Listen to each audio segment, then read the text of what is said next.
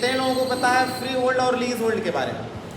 चलिए आज समझाते हैं आपको फ्री होल्ड और लीज होल्ड। बहुत छोटा सा टॉपिक है।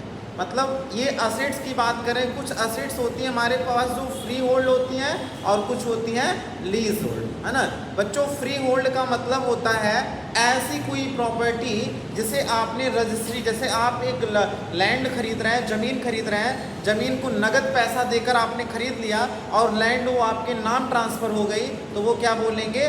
फ्री होल्ड हो गया। फ्री होल्ड का मतलब उस लैंड की, उस ज़मीन के जो मालिक हैं आप, आजीवन आप ही मालिक रहेंगे, कभी आपका मालिकाना बदलेगा नहीं।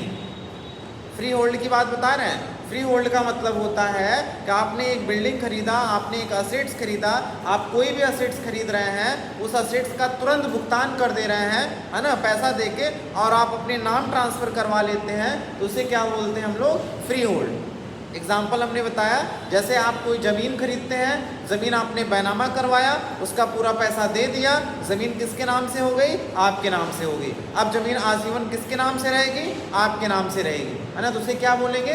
Free hold. बच्चों लीज होल्ड क्या होता है? आपने एक ज़मीन को पट्टे पर लिया, कितने साल के लिए? 20 साल के लिए। आपने ज़मीन को किस पे लिया? पट्टे पर लिया। कितने साल के लिए? 20 साल के लिए, 30 साल के लिए, 40 साल के लिए।